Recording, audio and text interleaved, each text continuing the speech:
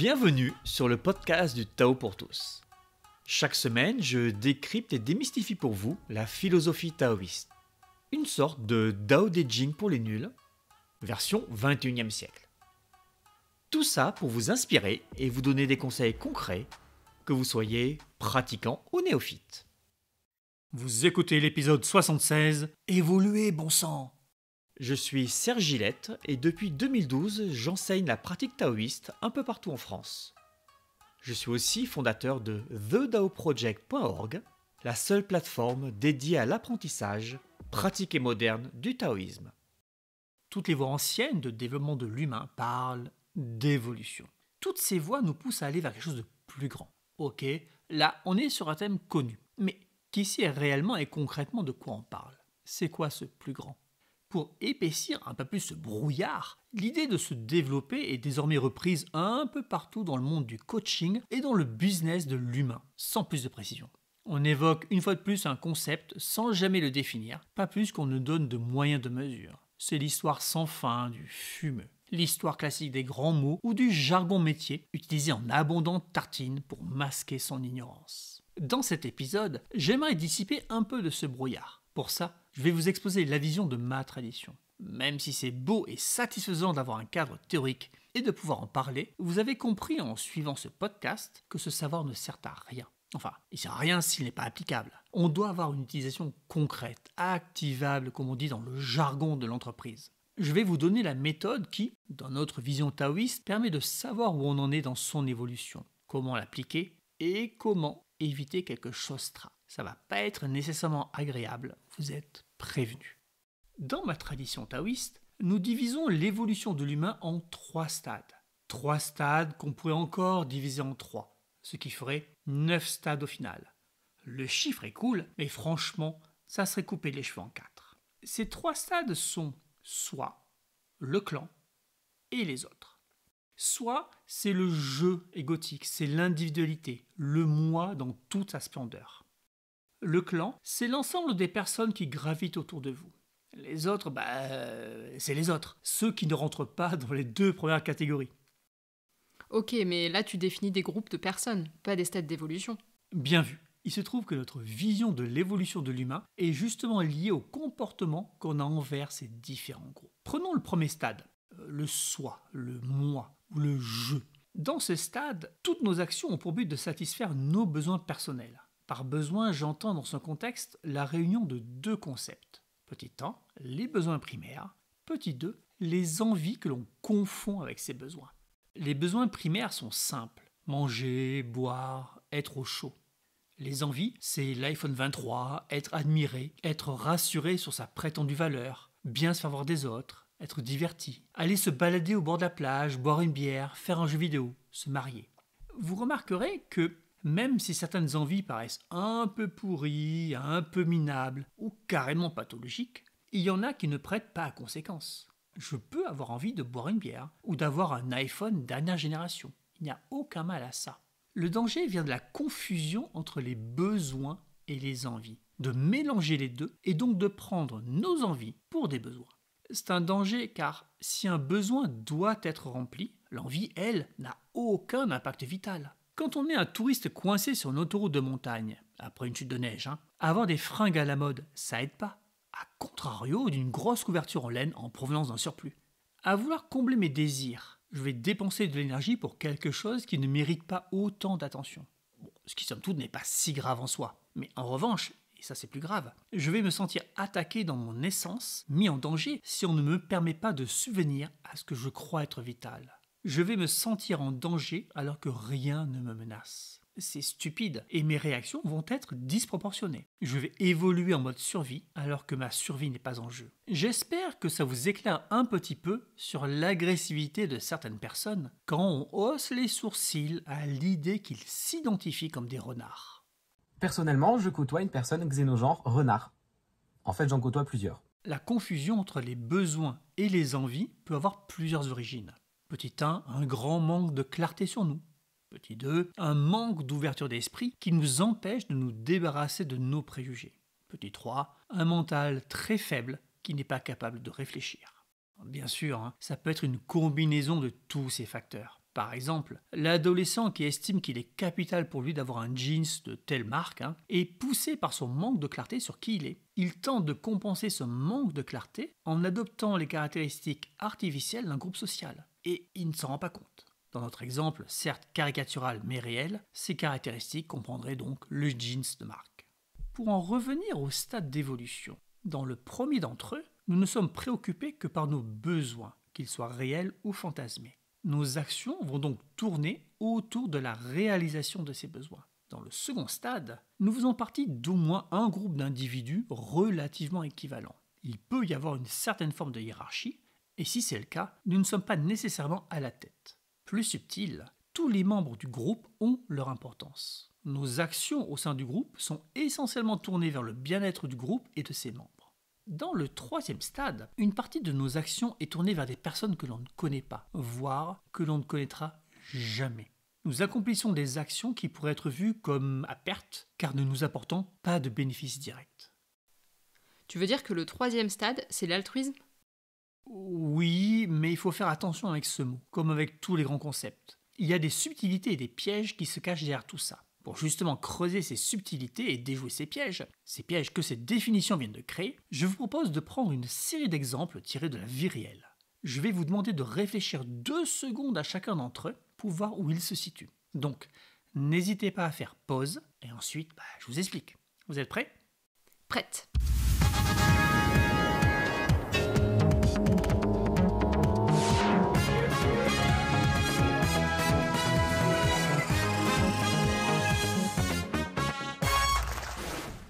En tant que père responsable, je fais donner des cours de maths à mon gamin, qui est à l'école primaire, car ses notes sont trop faibles. Comme ses notes continuent de laisser à désirer, je fais ses exos de maths à sa place. Au moins comme ça, il va réussir.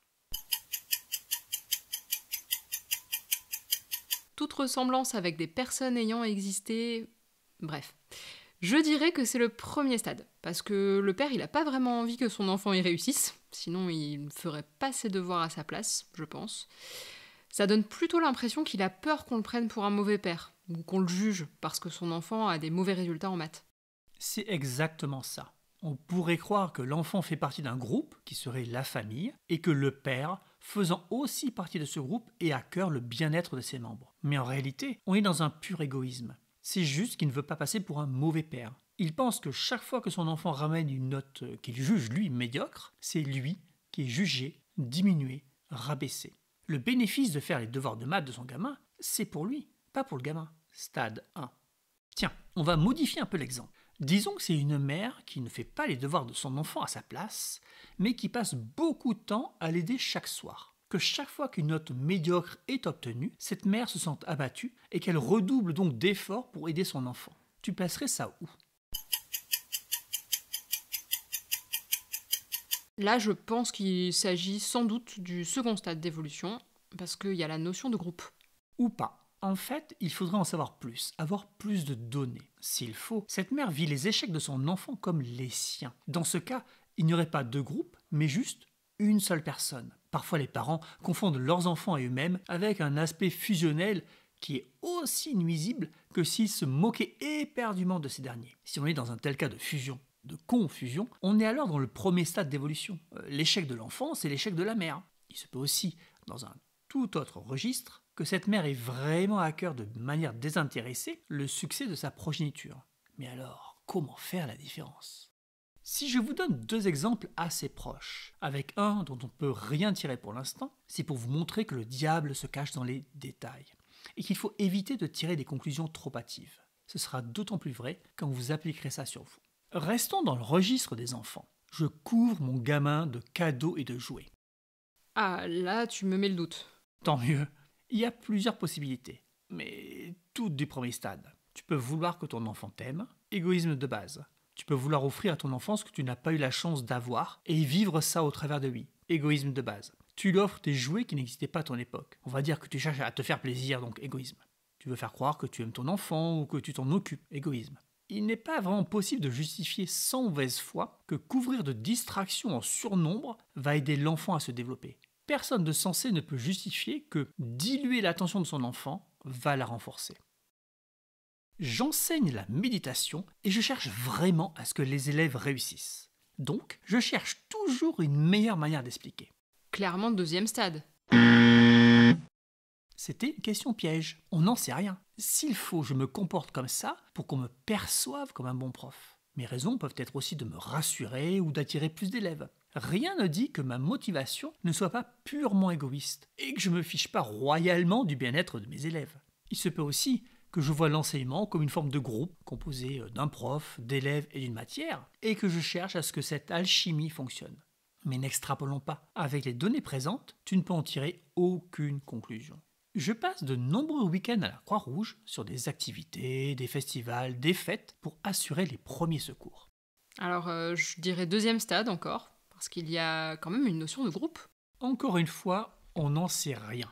Est-ce que j'ai rejoint une organisation caritative parce que je me sens seul ? Si oui, c'est de l'égoïsme. Suis-je dans une organisation caritative car je cherche un sens à ma vie ? Égoïsme encore. Je peux continuer et trouver d'autres raisons égoïstes, comme le besoin de reconnaissance, ou le besoin de se croire important, le besoin d'être dehors plutôt que chez soi, dans son couple avec ses enfants, le besoin de ne pas être seul avec soi-même. Il se peut aussi que je désire vraiment aider les autres, que je sois heureux de pouvoir participer à l'organisation d'un festival, et que je trouve plaisir à participer à mon échelle, à embellir la vie des autres. Je fais un podcast où je donne à plein d'inconnus un enseignement qu'ils ne peuvent trouver nulle part ailleurs. Et je le fais avec l'intention sincère qu'ils comprennent. Ok, je me méfie du piège. Alors, pour moi, là, il y a une part du troisième stade, avec l'idée que des inconnus, donc des personnes autres, comme tu dis, bénéficient de ton action. Tu fais ça pour qu'ils avancent, et a priori, tu n'as pas de retour. Maintenant, il se peut que là-dessous, il y ait une idée cachée d'être vu comme quelqu'un de sachant, de bien, quelqu'un de tourné vers les autres, donc un peu en rapport avec le premier stade, quand même. Sans compter en plus que le podcast est une vitrine de mes connaissances et qu'il a aussi pour but d'amener des gens vers mon site d'enseignement. Le podcast est clairement une action à plusieurs niveaux. Il y a dedans un côté très égoïste, où j'aimerais bien que plus de personnes suivent mon enseignement, et je vais préciser ça ensuite, mais il y a aussi dedans une connivence avec tous ceux qui me suivent. Je décide de l'information de manière subtile sous forme de liens. Ces liens ne sont visibles que de ceux qui font l'effort de réfléchir aux épisodes, qui travaillent les cours ou qui me posent des questions. Ces liens apportent un degré supplémentaire de connaissances donné gratuitement pour le plaisir de ceux qui peuvent apprécier. Et en troisième, il y a le côté où, si ce que je fais peut apporter un petit plus à quelqu'un, où qu'il soit, c'est con à dire mais ça me rend heureux. Pour en revenir sur le fait que j'aimerais qu'il y ait plus de personnes qui suivent mon enseignement, là encore, il y a plusieurs niveaux de lecture. On a le côté purement égoïste des revenus financiers, mais on a aussi le plaisir de voir les autres réussir, et surtout le fait de savoir que ça marche, et que donc, plus il y a de monde qui pratique, plus les conséquences seront importantes. Chaque pratiquant influent par petites vaguelettes concentriques les gens autour de lui comme un caillou dans la mare. Pour chaque nouveau pratiquant, je touche ainsi indirectement, positivement, enfin c'est mon but, beaucoup plus de monde. Si j'aide quelqu'un à être moins en colère, ce seront ses collègues de travail, sa famille et ses amis qui vont aussi en profiter. Et ça, c'est ce qui m'éclate. Mais alors, c'est vraiment difficile de voir là où en est une personne. Là, à chaque fois, dans les exemples que tu donnes, les actes ne suffisent pas, parce que c'est la raison qui est derrière qui compte. Et en plus, il peut y avoir plusieurs couches, voire des couches sur des couches, comme dans ton exemple du podcast. Oui, c'est la raison qui compte. Maintenant, c'est très facile de voir le stade d'évolution. Il suffit de poser 2 ou 3 questions, de regarder la cohérence des actes de la personne, de regarder comment elle traite les autres, c'est très rapide. Mais ça sert à quoi de juger les autres ? Ça sert à rien, et on s'en fiche. J'exagère à peine. Quand quelqu'un se fait mousser, oh, j'ai fait ceci, j'ai fait cela, ça permet de voir ce qu'il en est, et de prendre tout ça avec du recul. Et s'il ne faut pas juger cette personne comme inférieure pour autant, on sait que ses conseils ne sont sans doute dictés que par une certaine forme d'égoïsme. Ce qui compte, c'est d'être capable avec sincérité de voir où nous on en est. Ça, pour le coup, c'est un vrai challenge, car on va tous avoir tendance à se mentir pour ne pas être catalogué dans le premier stade d'évolution. Le premier stade, c'est plutôt le stade 0, on n'a pas évolué, puisque, petit rappel, on commence tous à ce niveau-là. Ah ben non, c'est pas un rappel, j'en ai pas encore parlé, autant pour moi. Tout le monde part du premier stade, le stade égotique, aussi connu sous le nom de, je viens de l'inventer, de tout pour moi, tout pour ma pomme. On commence notre vie comme ça, à juste vouloir survivre. Encore une fois, c'est normal. Avant de vouloir évoluer, il faut déjà survivre, c'est la base. Pour ce faire, on passe devant les autres à la caisse du supermarché, parce qu'on vaut mieux que les autres. On brûle le feu rouge parce qu'on va arriver en retard, et qu'on est plus important que les autres et leur sécurité. On roule sur la bande d'arrêt d'urgence quand il y a un embouteillage, on ne respecte pas les limitations de vitesse, on ne supporte pas d'être bridé, on dit du mal des autres en permanence, on ne les aide pas, on les rabaisse. 3 manières de se placer au-dessus d'eux, et donc en position fantasmée de supériorité, on ne prête pas ces jouets au jardin d'enfants. Nous débutons tous à ce stade-là, et c'est normal encore une fois. Le seul problème, c'est qu'on y reste. Ensuite, selon la manière dont on s'est incarné, selon ce qu'on fait dans la vie, on va plus ou moins facilement passer au deuxième stade. Tiens, en parlant de stade, et avec un jeu de mots totalement pourri, j'assume. Un supporter d'une équipe sportive, il est dans quel stade? Le second, car il fait un groupe avec son équipe. Plus vraisemblablement le premier. Il se confond avec l'équipe. C'est le « on a gagné » alors qu'il n'a pas posé le pied sur la pelouse. Son plaisir, sa fierté est tournée vers lui, vers le fait qu'il a choisi la bonne équipe à supporter. Il n'est pas heureux pour Mbappé parce qu'il a marqué un but, il est heureux pour lui-même car il est du côté des vainqueurs. C'est somme toute assez égoïste. C'est pas grave encore une fois, hein. Il faut juste en être conscient. Et ça n'empêche en rien d'apprécier un bon match. Dans les exemples que tu donnes, on voit que certaines de nos actions sont à cheval sur plusieurs stades. Du coup, je me demande si ça ne se retrouve pas aussi de manière plus générale dans la vie. Parfois, on a des actions égoïstes, parfois des actions de deuxième niveau d'évolution, parfois des actions du troisième, etc. Exactement. Nous ne fonctionnons pas entièrement dans un stade d'évolution. Nous sommes toujours à cheval entre plusieurs états. Nous voguons de l'un à l'autre, mais nous avons nos préférences. Quelqu'un de parfaitement égoïste peut de temps en temps avoir une pensée et des actes altruistes. Ce qu'il faut voir, c'est que ces 3 stades d'évolution sont juste 3 formes différentes d'égoïsme. Voilà, c'est dit. C'est pour ça que le terme d'altruisme est vraiment à préciser et qu'à mon goût, il est beaucoup trop enjolivé. Si je ne jette pas des emballages plastiques dans mon jardin, c'est parce que, égoïstement, j'ai envie qu'il ait une certaine allure. Disons une esthétique plus nature que des charges publiques. Si je ne jette pas d'emballage plastique en randonnée, c'est peut-être parce que je n'ai pas envie de voir mes propres détritus gâcher le paysage. Ça peut aussi être parce que je me mets à la place des gens qui viendront dans ce coin plus tard et je ne veux pas gâcher leur instant. Mais en même temps, il y a cette réalisation que si je dégueulasse l'endroit, d'autres se sentiront libres d'en faire de même et que donc j'en paierai le prix plus tard. Alors, altruisme ou pas? C'est une forme d'égoïsme, mais lointain. On a un bénéfice, mais juste plus tard, plus hypothétique ou indirect. Oui, et il ne faut pas se voiler la face là-dessus. Nos actes ont toujours des répercussions. Ces répercussions peuvent être insignifiantes, ou pas, mais elles existent. Notre altruisme est juste un égoïsme à longue portée dans le temps ou l'espace. Espace, frontière de l'infini, vers laquelle... Une partie de nous le sait. En parlant poliment à la caissière, à l'hôte de caisse dans le magasin, on peut avoir un triple positionnement. D'un côté, on est poli car on n'a pas envie de passer pour un abruti hautain sans cœur. On fait genre, c'est un rôle, une posture, ou devrais-je dire une imposture. C'est le premier stade un peu minable du qu'en dira-t-on du paraître. On veut juste que ce moment se passe au plus vite et dans de meilleures conditions pour nous. On fait genre, on applique les codes sociaux, on remplit sa part de contrat, on remplit sa partie du contrat, tout en se moquant éperdument de l'autre. C'est pas grave, c'est déjà 1000 fois mieux que de faire sa carène et d'insulter le pauvre caissier. Ce qui est drôle, c'est que n'importe qui faisant un tant soit peu attention se rend compte qu'on joue un rôle. On est un imposteur. Notre supercherie de passer pour quelqu'un de bien va tomber à l'eau très rapidement. On peut aussi être poli, car ce moment très court, certes avec le caissier, est une espèce de bulle. Dans cette bulle, un groupe vient de se former. Pas un groupe aussi clair et soudé que l'équipe de Touring Bâton de Saint-Bob de la Désolation, mais un groupe quand même. Dans ce groupe, nous voulons que chacun ait son rôle, que chacun trouve sa place, que chacun ait de la valeur, que tout le monde se sente bien. On est dans le deuxième stade. Dans chaque interaction, on va chercher cet équilibre. Ce qui ne veut pas dire s'écraser devant l'autre, et on y reviendra. On peut aussi être poli non seulement pour la raison précédente, mais aussi parce qu'on sait que d'autres clients viendront après nous, et que peut-être ce petit instant qu'on a voulu agréable, sans heurts, humain avec l'autre, a une chance de faire des vagues, ou du moins de petites ondulations.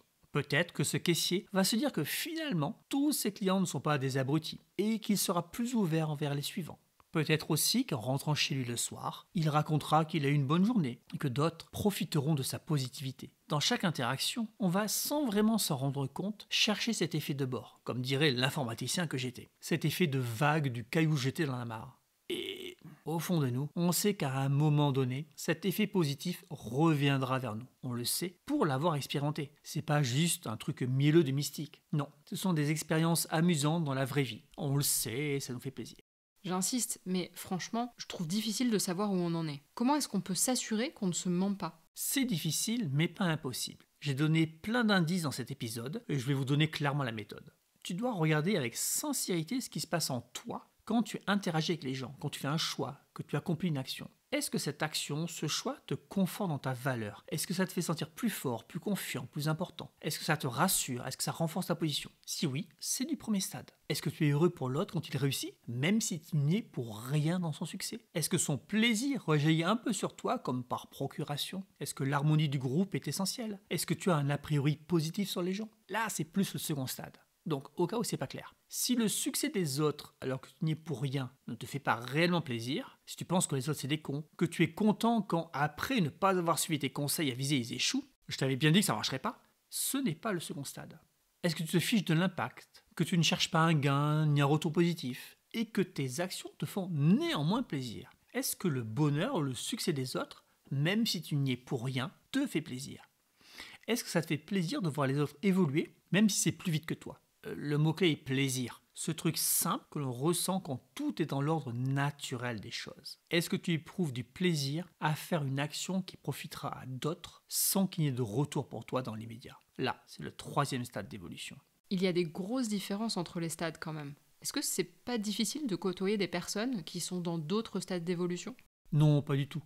Si c'était le cas, ça serait un souci. Déjà, il faut se souvenir que nous ne fonctionnons pas tout le temps dans le stade le plus avancé. Quand je remplis des sacs de sable pour détourner l'eau qui envahit la maison, je suis dans le premier stade. Et il n'y a aucune honte à ça. Ensuite, ce n'est pas difficile d'être avec des enfants qui ne veulent que jouer plutôt que de faire leurs devoirs. On n'a pas de mal avec ça car on accepte qu'ils n'aient pas encore compris l'importance de l'éducation dans notre société. Là c'est pareil. Il est capital d'accepter que tout le monde, soi-même compris, mette du temps à réaliser cette idée d'évolution et que personne, soi-même y compris, n'est arrivé. Que tout le monde, soi-même compris, a sa propre vitesse et que personne n'est meilleur qu'un autre. Quand on a vraiment intégré ces concepts, non pas compris de manière intellectuelle, mais intégrés, on a une forme naturelle de tolérance, ce qui ne signifie pas qu'on n'a pas nos limites. En revanche, les personnes qui sont dans le premier stade d'évolution vont avoir tendance à vouloir tirer parti de vous. Ils sont conformes à leur idée égotique de bénéfice personnel. Rien de bizarre là-dedans. Comme vous allez avoir tendance à être souple, à arrondir les angles, ils vont prendre ça pour de la faiblesse. Ils vont avoir tendance à en tirer parti, en vouloir plus, toujours plus. Ça surprend souvent les gens quand je dis non. Ils confondent le fait que presque tout m'intéresse, que je peux trouver du plaisir dans de nombreuses activités, qu'en apparence on dirait que je privilégie le plaisir des autres, et que donc je dis majoritairement oui à tout,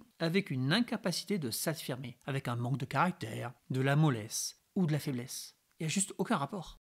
Non, ce qui est vraiment plus énervant pour moi et plus difficile, c'est d'être avec des gens qui singent les stades d'évolution, qui font semblant d'être attentifs à l'autre, alors qu'ils ne cherchent qu'à donner l'image de quelqu'un d'attentif, qui singent le fait de ne pas rabaisser les autres en forçant un vocabulaire qui à leurs yeux est positif, tout en jugeant négativement ceux qui n'utilisent pas ce vocabulaire, qui singent le fait d'avoir un esprit calme en parlant lentement, qui singent le fait d'avoir des émotions fluides en parlant doucement et mollement, qui singent l'amour avec du milleux dégoulinant.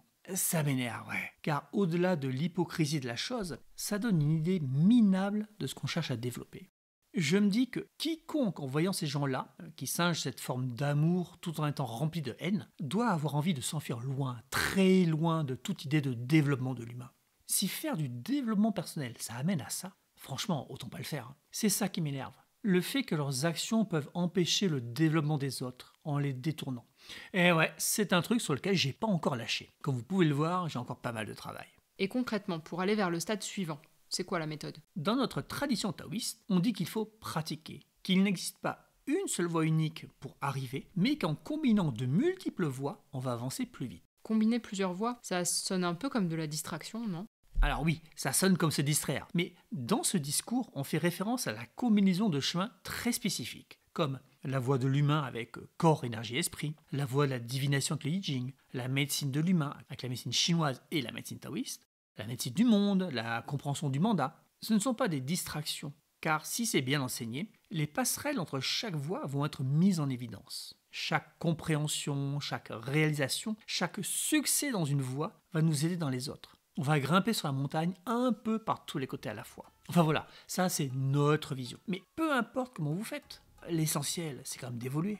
Est-ce que cet épisode vous a fait réfléchir? Alors si c'est pas le cas, j'ai raté mon tir. Bon, vous avez des questions? Eh bien, venez les partager sur le groupe Facebook Taoïsme Pratique. C'est pas des paroles en l'air. Si vous posez des questions, j'y réponds. Et si vous avez envie d'aller plus loin, vous pouvez vous inscrire gratuitement sur thedaoproject.org. et peut-être partir à l'assaut de la montagne.